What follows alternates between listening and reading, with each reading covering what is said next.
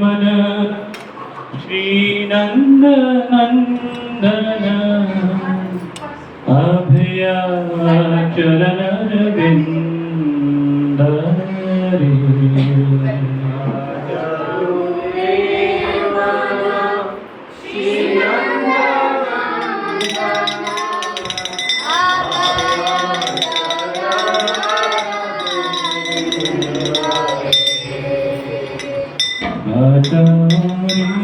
मन श्रीनंद नंदन अभया चरण बिंद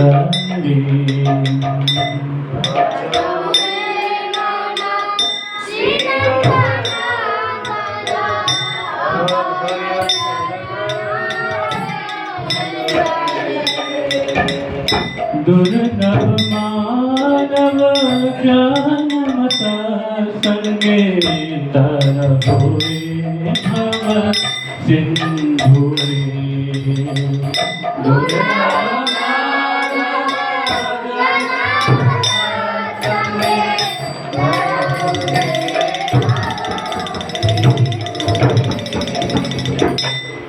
तब पाप परीक्षण ए दिन यामिनी जागी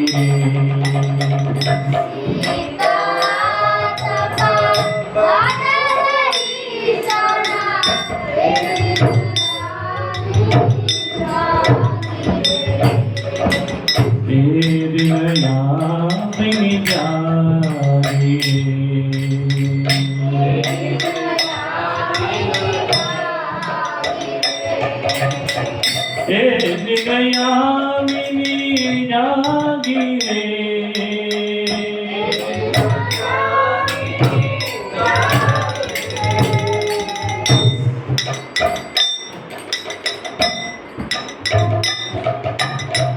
विफल सेविनो कृपान दुर्जन चपल सुख लागी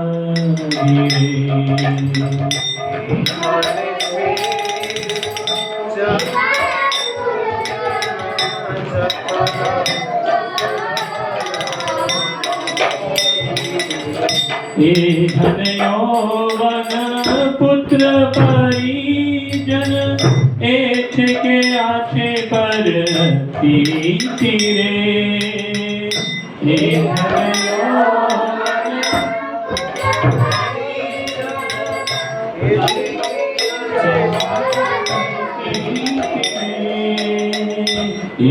के आछे पर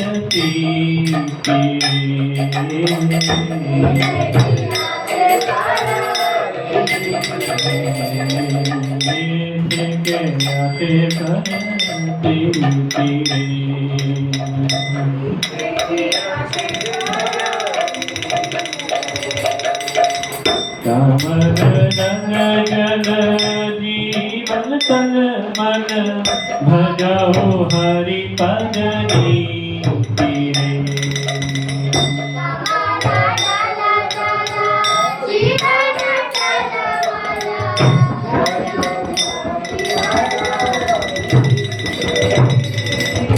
श्रवण कीर्तन स्मरण वंदन पार्वती मन दास्य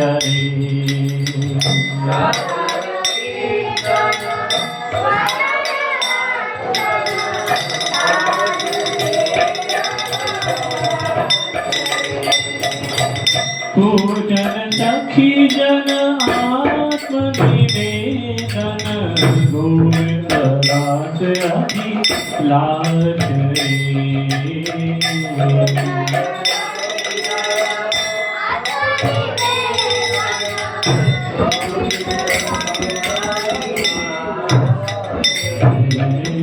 गोविंद दास अभिलाष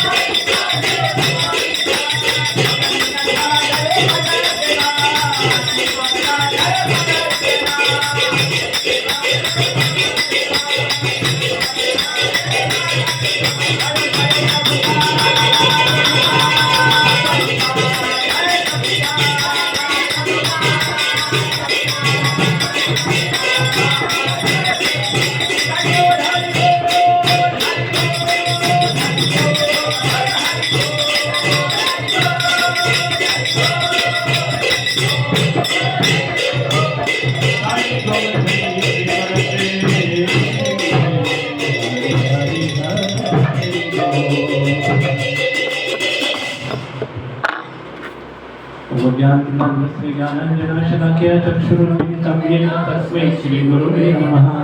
श्रीचैतन्यमनोभीष्टं स्थापितं येन भूतले स्वयं रूपः कदा मह्यं ददाति स्वपदान्तिकम्।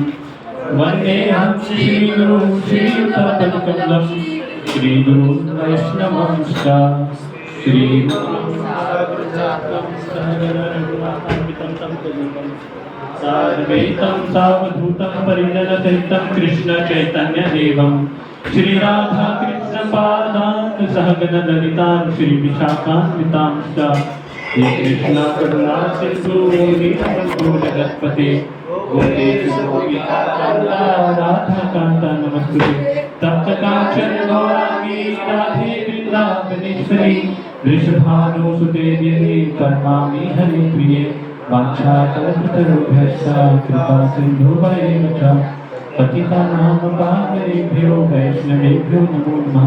जय श्री कृष्ण चैतन्य प्रभु नित्यानंद श्री अद्वैत गदाधर श्रीवासादि गौर भक्तवृंद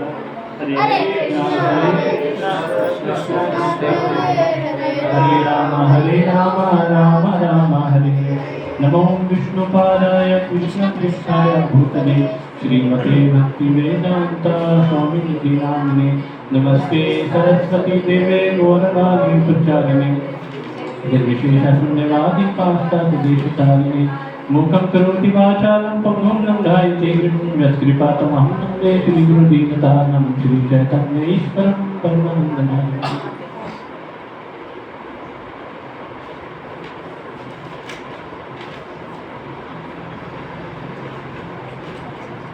सभी बच्चों को बहुत धन्यवाद। विशेष तौर पर शाम तक प्रभु जी का हरग्रेस मानवीय सुमित्रा माता जी का सरस्वती माता जी का सरस्वती गंगा माता जी का और अन्य सभी भक्तों का आशीर्वाद दीजिए ताकि मैं कुछ बोल पाऊँ। मैंने प्रभुपाद जी के लेक्चर से प्रिपेयर करा था। प्रभुपाद जी के इसी श्लोक के ऊपर 3 लेक्चर थे, मैंने तीनों लेक्चर लिख लिए थे।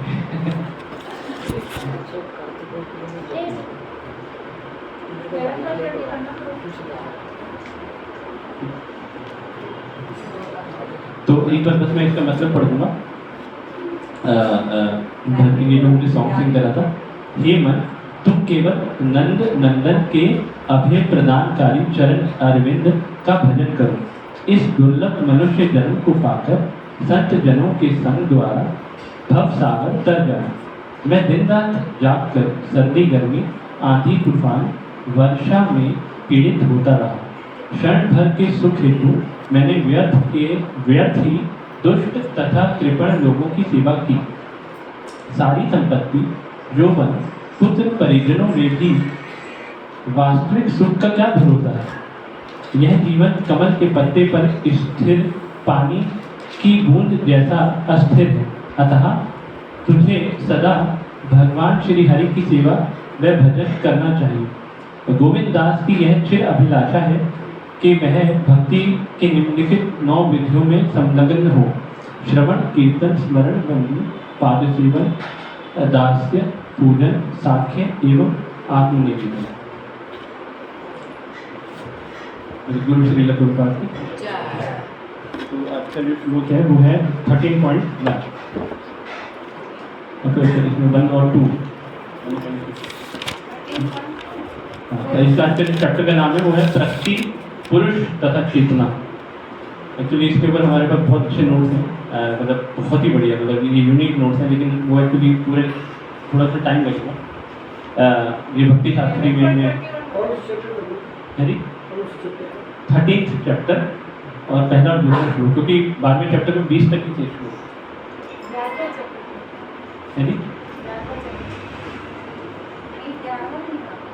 12वां चल रहा था ना वैसे अभी तक 12वां चल रहा था अभी तक। मेरे को 12.21 बोला गया, लेकिन 21 श्लोक है ही नहीं 12 में, 20 तक ही श्लोक। तो अब उसके बाद 13 था। अर्जुन उवाच प्रकृति पुरुषं सेवा क्षेत्रं क्षेत्रज्ञमेव च एतत् वेदितुम् इच्छामि ज्ञानं ज्ञेयं च केशव श्री भगवानुवाच इदं शरीरं कौन्तेय क्षेत्रम् इति अभिधीयते एतत् यः वेति तं प्राहुः क्षेत्रज्ञः इति तद्विदः। तो आप अन्य पढ़ सकती 3 बार हो जाएगा।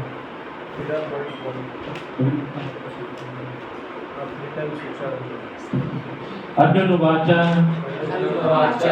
प्रकृतिं पुरुषं चैव क्षेत्रं क्षेत्रज्ञमेव च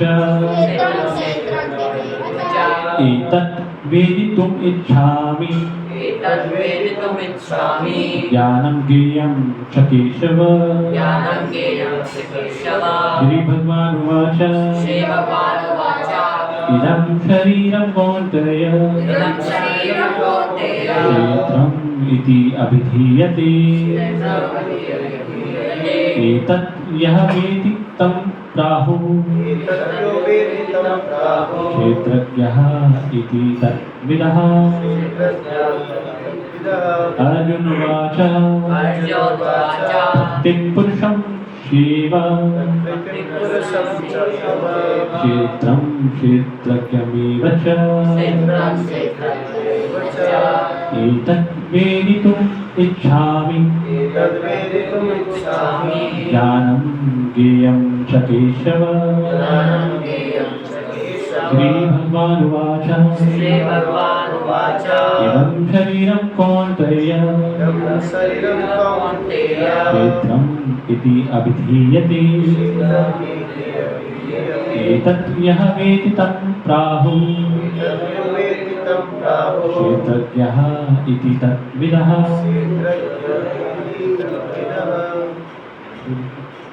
अर्जुन उवाच प्रकृतिं पुरुषं चैव क्षेत्रं क्षेत्रज्ञमेव च तद्वेदितुम् इच्छामि ज्ञानं ज्ञेयं च केशव। भगवान् उवाच इदं शरीरं कौन्तेय क्षेत्रम्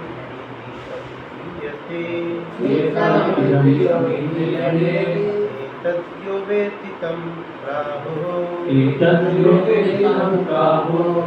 क्षेत्रज्ञ इति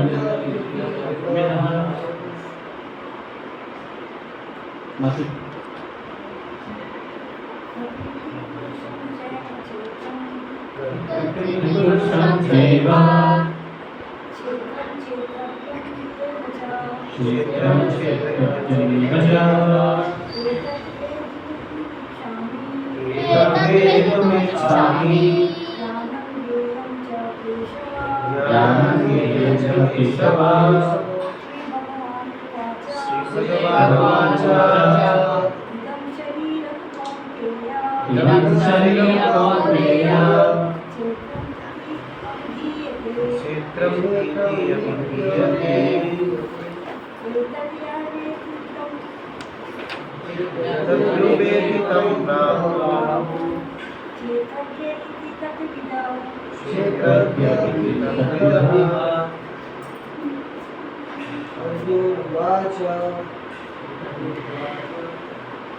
तो एक बार इसका ना अनुवाद पढ़ लेते हैं, मेरे साथ दोहराइए।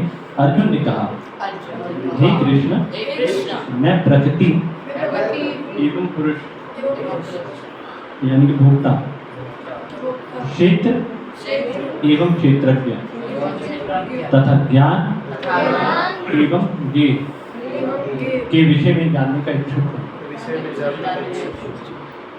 श्री भगवान ने कहा, हे कुंती पुत्र, यह शरीर क्षेत्र कहलाता है यह शरीर क्षेत्र कहलाता है और इस क्षेत्र को जानने वाला क्षेत्रज्ञ है।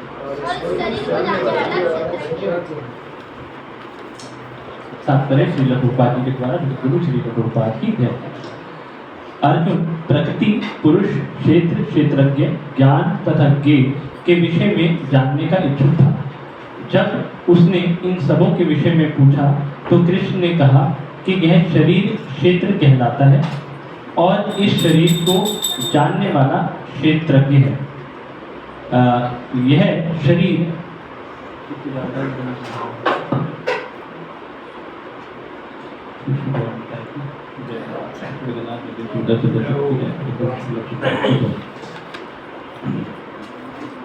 यह शरीर बद्धजीव के लिए कर्म क्षेत्र है। बद्धजीव इस संसार में बंधा हुआ है। वह भौतिक प्रकृति पर अपना प्रभुत्व प्राप्त करने का प्रयत्न करता है। इस प्रकार प्रकृति पर प्रभुत्व दिखाने की क्षमता के अनुसार उसे कर्म क्षेत्र प्राप्त होता है। यह कर्म क्षेत्र शरीर है और यह शरीर क्या है? शरीर इंद्रियों से बना हुआ है। बद्धजीव इंद्रिय तृप्ति चाहता है और इंद्रिय तृप्ति को भोगने की क्षमता के अनुसार ही उसे शरीर या कर्म क्षेत्र प्रदान किया जाता है। इसलिए बद्धजीव के लिए यह शरीर क्षेत्र अथवा कर्म क्षेत्र कहलाता है। अब जो व्यक्ति अपने आप को शरीर मानता है वह क्षेत्रज्ञ कहलाता है। क्षेत्र तथा क्षेत्रज्ञ अथवा शरीर और शरीर के ज्ञाता देही का अंतर समझ पाना कठिन नहीं है। कोई भी व्यक्ति यह सोच सकता है कि बाल्यावस्था से वृद्धावस्था तक उसमें अनेक परिवर्तन होते रहते हैं, फिर भी वह व्यक्ति वही रहता है। इस प्रकार कर्म क्षेत्र के ज्ञाता तथा वास्तविक कर्म क्षेत्र में अंतर है। एक बद्धजीव यह जान सकता है कि वह अपने शरीर से भिन्न है। प्रारंभ में ही बताया गया है कि देहिनो अस्मि, जीव शरीर के भीतर है और यह शरीर बालक से किशोर, किशोर से तरुण और तरुण से वृद्ध के रूप में बदलता जाता है और शरीरधारी जानता है कि शरीर परिवर्तन हो रहा है। स्वामी स्पष्टतः क्षेत्रज्ञ है। कभी कभी हम सोचते हैं मैं सुखी हूँ, मैं पुरुष हूँ, मैं स्त्री हूँ, मैं कुत्ता हूँ, मैं बिल्ली हूँ। यह ज्ञाता की शारीरिक उपाधियाँ हैं, लेकिन ज्ञाता शरीर से भिन्न है। भले ही हम तरह तरह की वस्तुएं प्रयोग में लाएं जैसे कपड़े इत्यादि, लेकिन हम जानते हैं कि हम इन वस्तुओं से भिन्न हैं। इसी प्रकार थोड़ा विचार करने पर हम यह भी जानते हैं कि हम शरीर से भिन्न हैं। मैं, तुम या अन्य कोई जिसने शरीर धारण कर रखा है क्षेत्रज्ञ कहलाता है। अर्थात वह कर्म क्षेत्र का ज्ञाता है और वह शरीर क्षेत्र है, साक्षात कर्म। तो इसमें प्रभुपाद जी बताते हैं कि एक होता है क्षेत्र और एक होता है क्षेत्रज्ञ। क्षेत्र, आपने कुरुक्षेत्र का नाम सुना होगा ना, थोड़ा आइडिया दिमाग में आ जाएगा आपको। वो एक क्षेत्र है ना, और वहाँ पे युद्ध लड़ा गया है ना। मतलब इसे कहते हैं लैंड है ना, लैंड समझते ना। उसी तरीके से ये भी शरीर जो है हमारा एक क्षेत्र है। क्या है? क्षेत्र है।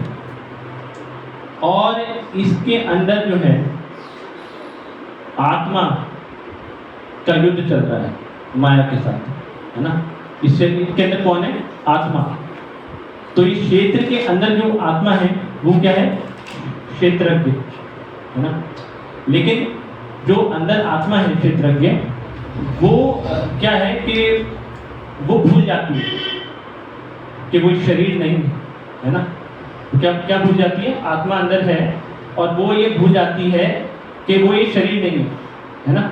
ये भूल जाती है और अपने आप को ये शरीर मानकर शरीर के लिए ही कार्य करती है। ये प्रभुपाद जी बताते हैं। तो जो व्यक्ति अपने आप को आत्मा ना मानकर शरीर के लिए ही कार्य करता है, वो व्यक्ति क्या है? वो जानवर है। प्रभुपाद जी कहते हैं वो जानवर के समान है। एक सरल शब्दों में हम एक उदाहरण के माध्यम से हम ये समझ सकते हैं कि हम ये शरीर नहीं है, हम आत्मा है। आप सब समझ सकते हैं कि आप ये शरीर नहीं है, आत्मा है। जैसे कि हम जैसे ही सोते हैं, जैसे आप निद्रा में सोते हो, तो हम सोने के बाद सब भूल जाते हैं कि कौन हमारी मम्मी है, कौन हमारे पापा हैं, है ना, कौन हमारा बॉस है, कौन सा हमारा घर है, और हम जो है बिना परमिशन के कहीं भी चले जाते हैं, है ना, हमारा किसी से कोई लेना देना नहीं होता, है ना।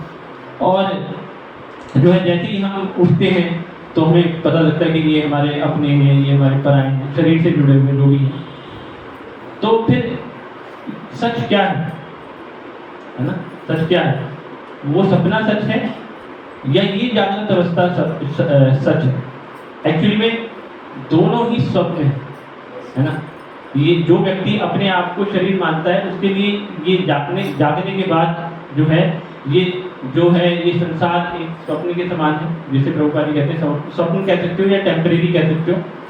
और सोती दफा तो वो सपना देख ही रहा है ना, सोती दफा तो सपना देख ही रहा है ना।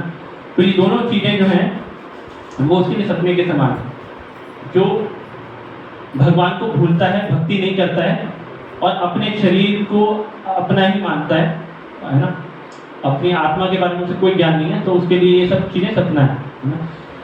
एक भ्रम है। प्रभुपाद जी कहते हैं कि जैसे रेगिस्तान में हमें चलते हैं तो हमें दूर दिखाई देता है कि पानी है, लेकिन पास जाते हैं तो हमें पानी नहीं दिखाई देता। उसी प्रकार इस संसार में व्यक्ति भगवान को भूलकर 24 घंटे भागता है। किसके लिए भागता है? अपने शरीर को तृप्ति पहुंचाने के लिए, अपने शरीर की जो इंद्रियां हैं उनको तुष्ट करने के लिए भागता है। 12-12 घंटे काम करता है, 15-15 घंटे लोग काम करते हैं, आजकल तो 20-20 घंटे लोग काम करते हैं, इतना काम करते हैं, है ना। उसके बाद क्या होता है कि वो इतना भागता है, इतने भागता है, किसके लिए भागता है? ताकि वो अपनी जो इंद्रियां हैं उनको सुख प्रदान कर सके। मतलब भाग रहा है, फिर वो भागता है तो थक जाता है, थकने के बाद खूब खाता है। तो प्रभुपाद जी कहते हैं जैसे सुअर है, तो सुअर जो है बहुत खाता है ना, पूरा दिन मतलब वर्जिश करता है और फिर वो खूब खाता है। और जब खाता है तो क्या होता है? बहुत मोटा हो जाता है, और जब वो बहुत मोटा हो जाता है, तंदुरुस्त हो जाता है, तो फिर वो क्या करता है? भोग करता है ना, संभोग करता है। तो उसी तरीके से ये जो हम जितने भी जीव हैं जो भगवान की भक्ति नहीं करते, तो माया उनको जो है पूरा दिन भगाती है, और जब वो थक जाते हैं तो उनको बहुत खिलाती है, भोग की बहुत सारी वस्तुएं होती हैं वो खिलाती है। और जब वो व्यक्ति उस भोग की वस्तुओं को खाकर तंदुरुस्त हो जाता है, तब वो क्या करता है? रात को जो है काम वासना से पीड़ित होकर जो है माया की गिरफ्त में आ जाता है ना। तो ये क्या है? ये प्रभुपाद जी कहते हैं ये सब जो भी चल रहा है ना, ये इल्यूजन है। वैसे ही इल्यूजन है जैसे कि रेगिस्तान में पानी, तो हमें इसे समझना पड़ेगा, है ना। तो इसको समझना पड़ेगा। इसको समझने का एक ही मात्र उपाय है कि व्यक्ति भगवान की भक्ति करे। जब व्यक्ति भगवान की भक्ति करेगा तो भगवान हमें ये बताते हैं कि क्षेत्र क्या है और क्षेत्रज्ञ क्या है। और ये जो क्षेत्रज्ञ है, मतलब जो अंदर आत्मा है, वो किस प्रकार जो है इसके अंदर फंसी पड़ेगी, मतलब किस तरीके से यहाँ पर फंस गई, किस तरीके से इसके अंदर फंसी हुई है। तो हमें ना जब ये पता लग जाएगा हम किस तरह से फंसे हुए, तभी हमें बाहर निकलने का उपाय मिलेगा और हमें वो खुशी मिलेगी जो हम ढूंढ रहे थे। क्योंकि क्या होता है ना कि व्यक्ति दिन रात काम करता है, तो अभी तो उसे पता ही नहीं है भगवान के बारे में, पता नहीं होता, तो उसको एक्चुअली वो हर इंसान इस संसार में ना भगवान को ही ढूंढ रहा है। क्योंकि आत्मा जो है ना उसका इस संसार से कोई लेना देना नहीं है ना। और ये जो शरीर है ये तो आनंद की वस्तु है ही नहीं, ये तो मैटर है ना, डेड मैटर है। जैसे कि रोड पे पत्थर होते हैं, मिट्टी होती है ना, तो ये सब जो चीजें होती हैं इनके अंदर कोई इमोशंस नहीं होती, ये तो जड़ है ना। तो उसी तरीके से ये शरीर जो है ना ये जड़ है। एक्चुअली में इस शरीर को तो ये शरीर जड़ है ना, ये हमें खुशी प्रदान कर सकता है, कभी भी नहीं कर सकता। जड़ वस्तु कभी भी हमें खुशी प्रदान नहीं कर सकती, क्योंकि उसके अंदर कोई इमोशंस ही नहीं है। इसके अंदर जो वस्तु है वो है आत्मा, उसके अंदर इमोशंस है। वो जब आत्मा भगवान को भूल जाती है तो वो क्या करती है? उसको खुशी चाहिए और वो ढूंढती है इस संसार के अंदर अलग अलग वस्तुओं को, लेकिन क्योंकि वो वस्तुएं आत्मा को खुशी नहीं दे पाती, इसलिए व्यक्ति जो है ना अपने जो खुशी के जो पदार्थ हैं उनको बदलता रहता है। कभी उसे इस चीज़ में खुशी मिलती है, फिर कभी उस चीज़ में मिलने की कोशिश करता है, फिर किसी और चीज़ में ढूंढने की कोशिश करता है, लेकिन उसका अंत आ जाता है, वो मर जाता है, उसको खुशी कभी प्राप्त नहीं होती। लेकिन जब हम भक्ति करते हैं तो हमें पता लगता है कि वास्तविक खुशी क्या होती है। वास्तविक खुशी होती है जब आत्मा परमात्मा के साथ अपने संबंध को स्थापित करती है, वो वास्तविक खुशी है। क्योंकि आत्मा की खुराक जो है वो परमात्मा ही प्रदान कर सकती है। उनकी सेवा में जब आत्मा लगती है, भगवान की सेवा में आप लगते हैं, सुरभि कुंज में आते हैं, तुलसी आरती करते हैं, गौर आरती करते हैं, शनिवार को मॉर्निंग प्रोग्राम अटेंड करते हैं, जपा करते हैं, भक्तों का संग करते हैं, तो आपने खुद अनुभव करा होगा कि हमें ऐसी खुशी होती है कि जो हमने पहले कभी महसूस नहीं करी। ये क्यों होती है? क्योंकि आत्मा यही सब चीजें चाहती है ना। तो यही प्रभुपाद जी ने इसलिए बताया कि आप जो है सुअर मत बनिए, है ना। और क्योंकि सुअर जो होता है ना वो डिस्क्रिमिनेट नहीं कर सकता कि मेरे लिए अच्छा क्या है और बुरा क्या है ना। उसको तो स्टूल में ही खुशी मिलेगी, लेकिन इंसान है वो डिस्क्रिमिनेट कर सकता है, पहचान सकता है कि स्टूल अलग चीज होती है और भगवान का प्रसाद अलग चीज होती है। तो इसलिए हमें ये समझना चाहिए कि हम इस संसार में क्यों आए हैं, है ना। और ये जो हमें क्षेत्र मिला है, ये शरीर मिला है, ये क्यों मिला है, ये हमें समझना चाहिए। अगर हम इस क्षेत्र का मिसयूज करेंगे, इस शरीर का मिसयूज करेंगे अपनी इंद्रिय तृप्ति के लिए, तो हम जानवरों की कैटेगरी में रखे जाएंगे। और हम इस शरीर का यूज करेंगे भगवान के लिए, भगवान की भक्ति के लिए, तो जो होगा हमारे इस शरीर का सदुपयोग होगा और जो आत्मा है वो वास्तविक खुशी उसको प्राप्त हो पाएगी। ये बहुत जरूरी है। और हमारे पास प्रभुपाद जी कहते हैं कि हमारे पास समय बहुत कम है, हमारे पास समय बहुत कम है। ये समय ना, क्योंकि कलयुग में लोगों के पास ना बुद्धि कम है, समय कम है, वो बहुत दुर्भाग्यशाली है ना। उनको समझ ही नहीं आता कि उनके लिए अच्छा क्या है, बुरा क्या है। जैसे एक जानवर को नहीं पता उसके लिए अच्छा क्या है, बुरा क्या है, इसी तरह से आम इंसान को नहीं पता कि उसके लिए अच्छा क्या है और बुरा क्या है। मैं आज उज्जवल प्रभु से आते हुए यही बात कर रहा था कि 5 चीज़ें जो होती है ना हमारे भक्ति में बाधक होती हैं। जैसे एक मैं बताता, अगर आदमी बहुत ज़्यादा सुंदर है या फिर बहुत ज़्यादा ज्ञानी है ना, या फिर उसके पास बहुत ज़्यादा धन है ना, और या फिर नहीं, एक बहुत ज़्यादा सुंदर है, बहुत ज़्यादा ज्ञानी है, बहुत ज़्यादा उसके पास धन है और बहुत उच्च कुल में है, और एक 5वां है वो याद नहीं आ रहा।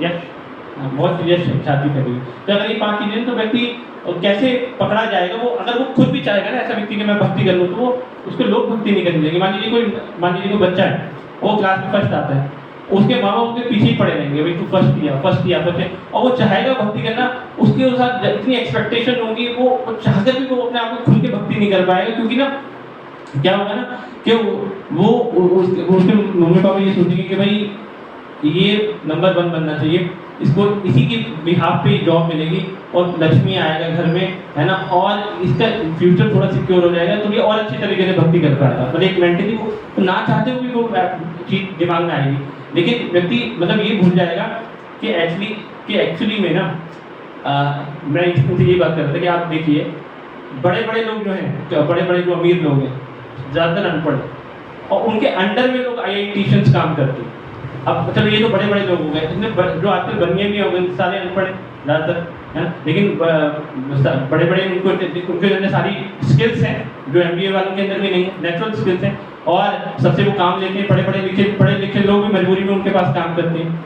तो कहने का ये मतलब है कि अगर आपके भाग्य में है तो वो आएगा ही, वो उसे कोई रोक नहीं सकता। इसलिए इसका मतलब ये नहीं है कि मैंने वीडियो बताते हैं, समझ ये नहीं है पढ़ना नहीं है, लेकिन मैं ये कह रहा था कि जो व्यक्ति इन 5 चीज़ों में फंसा हुआ है ना, उसके लिए वाकई बहुत मुश्किल है, प्रेशर बहुत है उसके पास।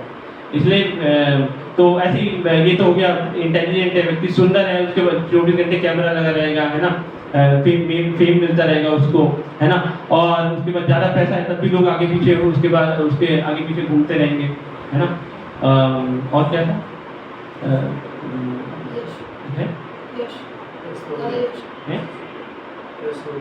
हाँ, ये मतलब कहने का ये मतलब कि इन चीज़ों में जो व्यक्ति घिरा हुआ है ना, तो वो बाहर नहीं निकल सकता। तो मैं किस संदर्भ में ये सब चीज़ें कह रहा था, तो मैं ये कह रहा था कि इसलिए हमें ना पहचानना चाहिए अपने आप को कि भाई हम सौभाग्यशाली हैं, अपने गुणों को पहचानना चाहिए कि भगवान ने कभी निराश नहीं होना चाहिए, भगवान ने ये चीज़ नहीं दी, वो नहीं चीज़ दी, हमें बस लग जाना चाहिए। अब वो स्थिति आप वहीं से एक चीज़ और भी कह रहा था कि भाई ये यहाँ गवर्नमेंट के फ्लैटों को हम देख रहे थे, हमने सोचा कि भाई यहाँ इतने 1500-2000 फ्लैट्स होंगे, है ना, और कितने सारे लोग होंगे, सब हरे कृष्ण नाम एक दफ़ा सुन भी चुके होंगे, लेकिन आ नहीं पा रहा, कोई शक्ति है जो उनको रोक रही है, उनका अभी समय नहीं आया और हमारा समय आ गया और हम इस चीज़ को अप्रिशिएट नहीं करते। मैं यही विचार कर रहे थे कि भाई देखो इतने सारे लोग हैं, सब कुछ है इनके पास, लेकिन आ नहीं रहे, समझ नहीं रहे, है ना, उनका समय नहीं आया, पता नहीं कौन से जन्म में उनका समय आएगा, कौन सा टिकट, कौन से जन्म में उनका टिकट कटेगा। हम सबका टिकट कट गया, लेकिन हम उसको अप्रिशिएट नहीं करते। अब इस चीज़ को अप्रिशिएट नहीं करते और उसी भौतिक मेंटेलिटी में लगे रहते हैं। मतलब कुछ मतलब बच्चों की बात हो रही थी, मतलब उनको प्रेशराइज करने में, है ना, बच्चों के लिए स्कूल सबसे पहले है, माँ बाप के लिए उनका होमवर्क सबसे पहले है ना, लेकिन ये जो क्लासेज होती हैं IMF की क्लासेज या कोई और क्लासेज उनके पहले नहीं है ना, क्योंकि इससे कुछ मिलता हुआ दिखाई नहीं दे रहा ना। लेकिन क्या मिल रहा है, अगर इसकी तरफ हम फोकस करेंगे शास्त्रों की दृष्टि से, तो हमें पता लगेगा ये जो मौका मिला है ना, ये करोड़ों जन्मों के बाद मिला है।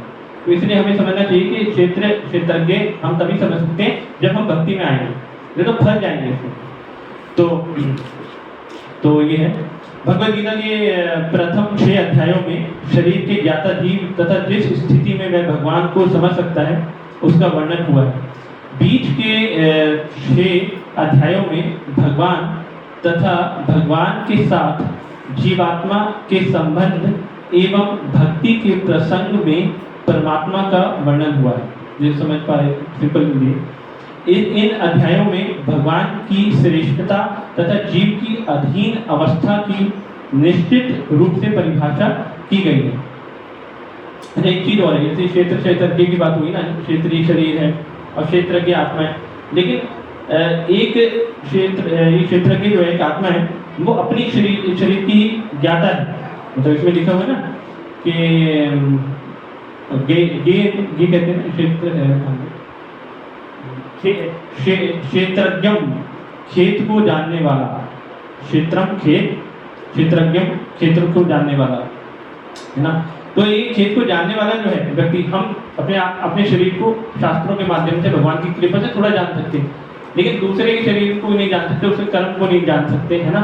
कर्म शरीर के साथ चिपका हुआ है और वही हमें अलग अलग कार्य कराता है। ये भी हम चर्चा कर रहे थे, बाइक पे आ रहे थे ना, तो हम ये चर्चा कर रहे थे, देखिए ये सारे लोग हैं, ये सब बंधे हुए कुछ ना कुछ कार्य कर रहे हैं, और क्यों कर रहे हैं इनको नहीं पता है, लेकिन उनको कर रहे हैं, मजबूर कर, कोई उनको मजबूर कर रहा है करने के लिए। तो अब आत्मा, एक आत्मा, मतलब आप आत्मा है, आप कुछ समझ पा रहे होंगे, आप आत्मा है और आप इस शरीर में फंसे हुए हैं और आपको क्या करना चाहिए आप समझ पा रहे होंगे, लेकिन आप दूसरे की स्थिति को नहीं समझ सकते। तो दूसरे की हर एक की स्थिति को कौन समझ सकता है? वो समझ सकते हैं भगवान, क्योंकि भगवान सबके ज्ञाता है ना, भगवान सबके ज्ञाता है, खेत को जानने वाले, क्षेत्रज्ञ, परम क्षेत्रज्ञ में सबको जानने वाले, है ना। तो इसलिए ये बीच के अध्यायों में भगवान और जीवात्मा के बीच में संबंध बताया गया। इन अध्यायों में भगवान की श्रेष्ठता तथा जीव की अधीन अवस्था की निश्चित रूप से परिभाषा की गई है। जीवात्मा सभी प्रकार से अधीन है, जीवात्मा सभी प्रकार से अधीन है और अपनी विस्मृति के कारण वह कष्ट उठा रही है।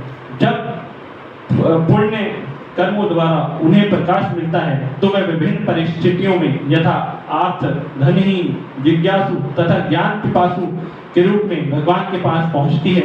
इसका भी वर्णन हुआ है। अब 13वें अध्याय से आगे इसकी व्याख्या हुई है कि किस प्रकार जीवात्मा प्रकृति के संपर्क में आता है और किस प्रकार कर्म, ज्ञान और भक्ति के विभिन्न साधनों के द्वारा परमेश्वर उसका उद्धार करते हैं।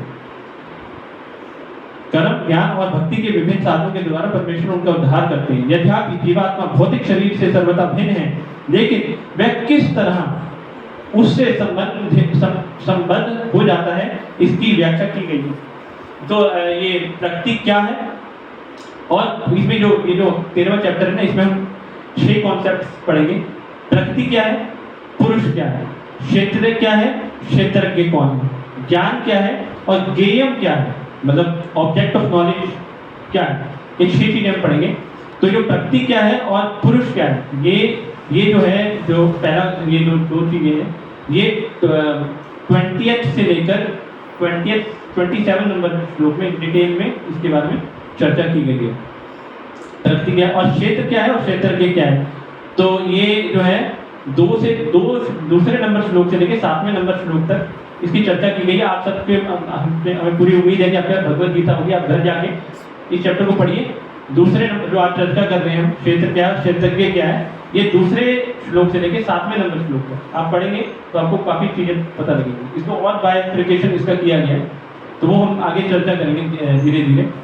तो ये चीज़ें हैं जो हमें समझ में आती हैं, है ना, प्रभुपाद जी की कृपा से। और एक चीज़ प्रभुपाद जी ये बताते हैं कि आने वाले समय ना बहुत खतरनाक आने वाला है, बहुत खतरनाक आने वाला है। आने वाला समय बहुत खतरनाक है। जैसे जैसे कलयुग बढ़ेगा ना, लोगों की आयु कम हो जाएगी। 25 साल का जो व्यक्ति होगा वो बूढ़ा माना जाएगा और वो मरने वाला होगा 25 साल। और जितने भी आपके ये जो रिसोर्सेज देख रहे हैं समाज के, जितनी सारी रिसोर्सेज खत्म हो जाएंगे। पेट्रोल नहीं मिलेगा, है ना, पानी नहीं मिलेगा। प्रभुपाद जी कहते हैं जब पानी नहीं मिलेगा, आने वाले 100 साल से ज़्यादा जब हो जाएंगे तो पानी नहीं, तो लोगों का पानी जब पीने के लिए नहीं होगा, समुद्र सामने होगा लेकिन पीने के लिए पानी नहीं होगा, तो वो क्या करेंगे, एक दूसरे को काट कर उसका खून पिएंगे, एक दूसरे को खून पिएंगे। और आजकल भी लोग धीरे धीरे ये कल्चर डेवलप हो चुका है, लोग इंसानी मांस खा रहे हैं, है ना।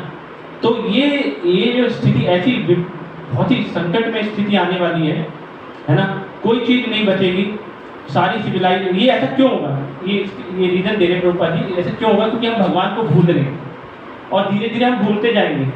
तो अभी ये प्रभुपाद जी इस चीज़ पे जोर दे रहे हैं, अभी समझो इस चीज़, अभी समझो इस चीज़ को कि आप ये शरीर नहीं हो, आत्मा हो, आत्मा का संबंध भगवान से है और भक्ति में लग जाओ, देर नहीं होगी, इससे पहले कि मृत्यु आ जाए। इस चीज़ को समझ जाओ और भक्ति में लग जाओ, टाइम बहुत कम है, कभी भी व्यक्ति प्राण छोड़ सकता है ना।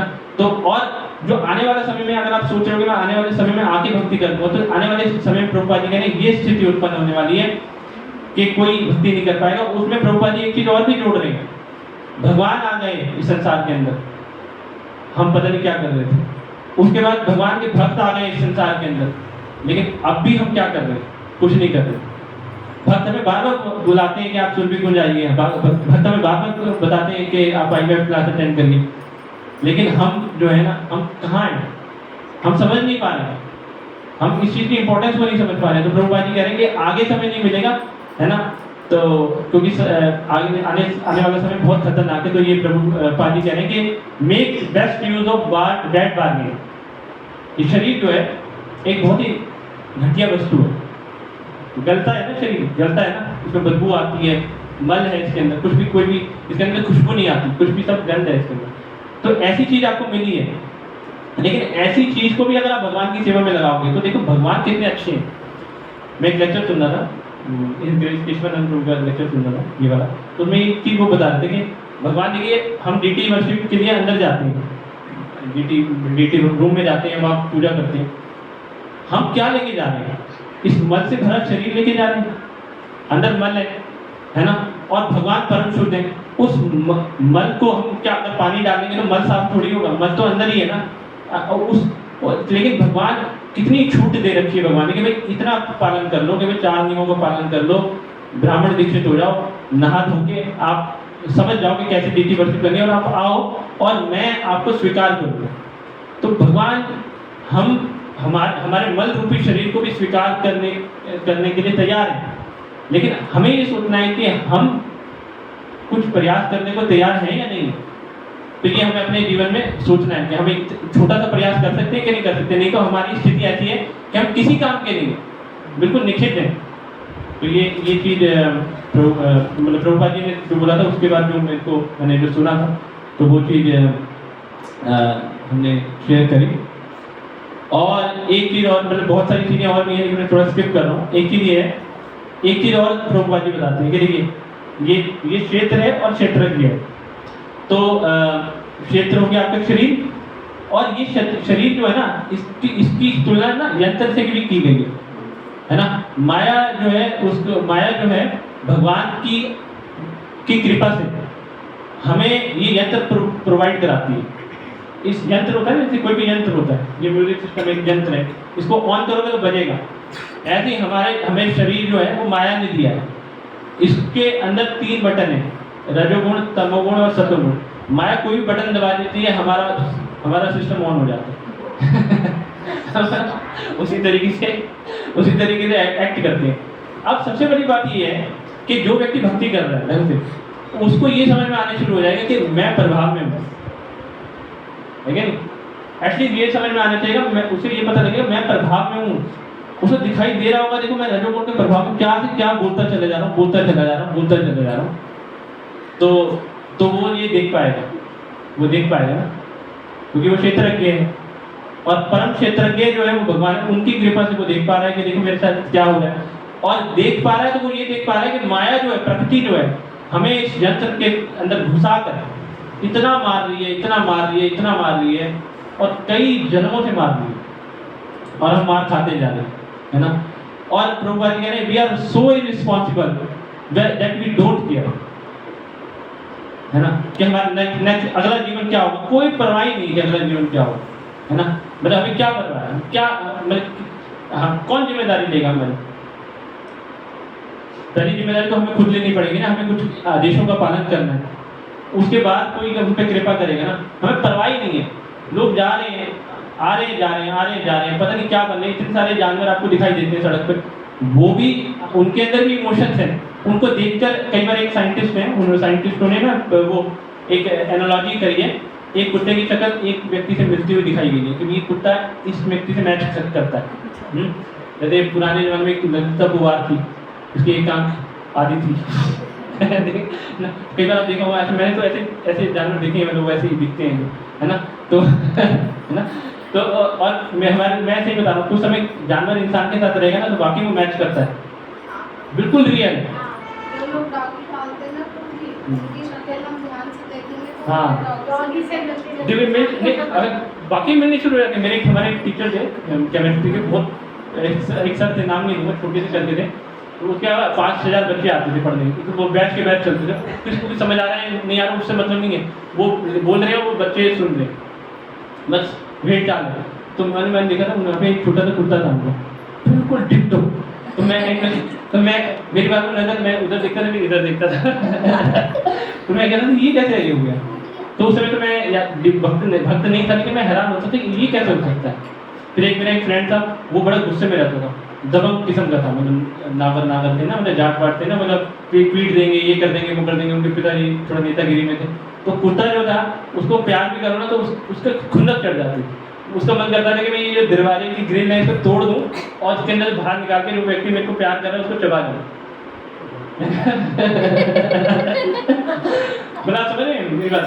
तो आप देखिए हमारी स्थिति भी ऐसी है, हम जिस चेतना में हैं, अगर हम भक्ति नहीं कर रहे, हम चेतना में हैं कि जी अभी तो भोग करना है, जी अभी तो पनीर खाना है, जी अभी तो चिकन टिक्के खाने हैं हमें, है ना, अभी तो हमारे परिवार, अभी हमारी उम्र हो गई, लेकिन फिर भी हमें सारे परिवार को सेट करके ही हम दम तोड़ेंगे, ऐसा सोच रहे हैं ना।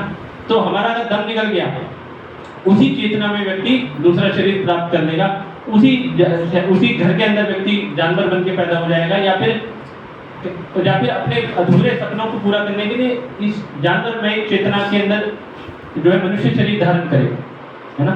जब जब आप स्मरण भाव तेजन तन से गिरेगा तब तक व्यक्ति पहुंचते हैं सदा तद भाव भाविका। तो इसलिए प्रभुपाद कहते हैं कि मतलब आप जो है प्लीज केयर करिए, अपनी केयर करिए, जागिए, अब समय है, अब जागिए, माला लीजिए और हरे कृष्ण महामंत्र का जप करिए। जब जागो तभी सवेरा, है ना। अगर आप नहीं करते माला तो स्टार्ट करिए, करते हैं तो 16 माला तक पहुंचिए, इससे ज़्यादा डिस्काउंट कोई नहीं दे सकता। ये हमारे प्रभुपाद जी की विशेष कृपा है कि उन्होंने 16 माला डिस्काउंट दे दिया, नहीं तो 64 माला मस्त था। प्रभुपाद जी भी 64 माला करते थे, और उस चैतन्य महाप्रभु भी उन्हीं के घर जाते थे जो 64 माला करते हैं। हम 16 माला तो मिनिमम है, एटलीस्ट 16 माला भी नहीं करेंगे हम अगर, तो हमारा कोई होप नहीं है और हमारी गारंटी कोई लेने वाला नहीं है। फिर प्रभुपाद जी ये कहते हैं कि हमारे ना मिलियंस ऑफ बर्थ निकल जाएंगे, और उसके बाद ये गारंटी नहीं है कि हम आगे हमें संग प्राप्त होगा कि नहीं होगा। आप ये सोचिए कि ये वो मिलियन बर्थ है जिसके अंदर जो हमें प्राप्त हुआ है, ये मिलियंस में से एक बर्थ है जो हमें प्राप्त हुआ है, जिसके अंदर हम सूर्य कुंड के अंदर बैठे हुए, तो अब वो समय है कि आपको सारे काम, क्रोध, लोभ, मोह, मद, मत्सर ये सब त्याग कर भगवान की भक्ति में लग जाना चाहिए। और पहली शुरुआत इसकी यहीं से होती है कि हरे कृष्णा कृष्णा कृष्णा हरे हरे, हरे राम राम राम हरे। तो यहीं पर मैं अपनी वाणी को समाप्त करता हूँ। अगर मेरे से कोई गलती हुई तो आप क्षमा करिएगा। प्रभु जी यहाँ पर हैं, तो प्रभु जी हमारा मार्गदर्शन करना चाहे तो प्रभु जी कर सकते हैं।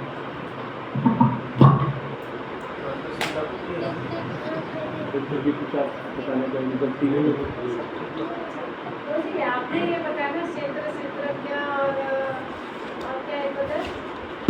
ये क्षेत्रज्ञ। ये तो आप तो वो हो गए ना, भगवान हो गए ना। जी माता। हाँ? देखिए क्षेत्र है, हाँ क्षेत्र है शरीर, और क्षेत्रज्ञ है शरीर को जानने वाला, आत्मा। और हाँ आत्मा। और जो परम क्षेत्रज्ञ है वो भगवान है, वो सबके शरीरों को जानते हैं। आप तो प्रभु जी आपने अभी बताया ना कि जीव देख रहा है कि रजोगुण में है तो जो परमात्मा है वो जागृत करा है कि रजोगुण में है, तमोगुण में, सतोगुण।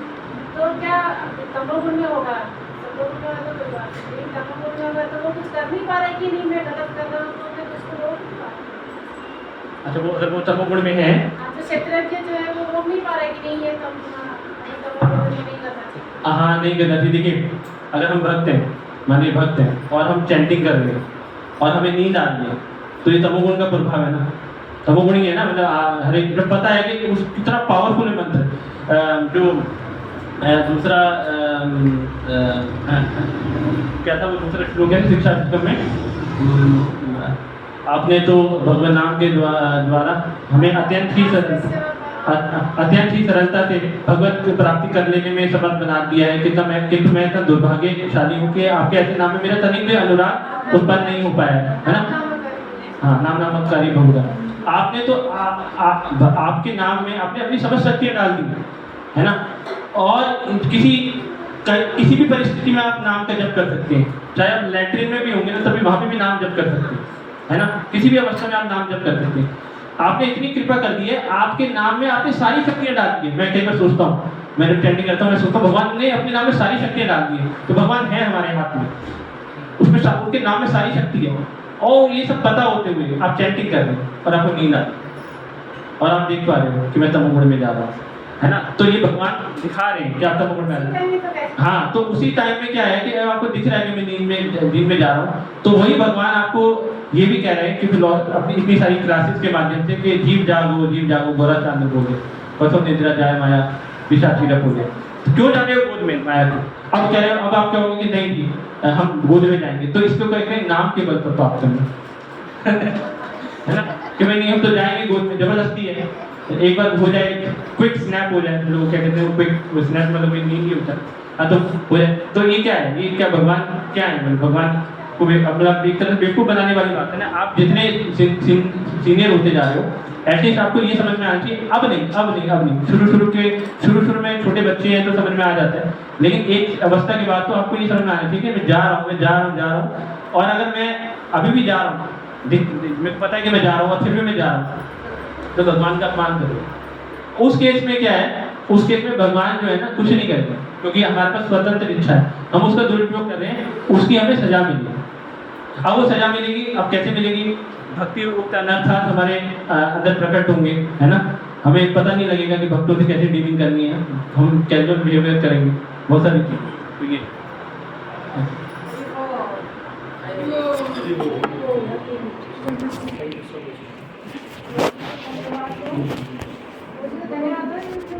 हम लोग रोजी का धन्यवाद देंगे। हरे कृष्ण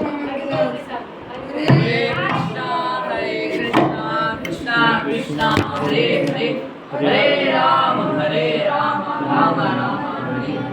जगत गुरु श्रील प्रभुपाद की जय।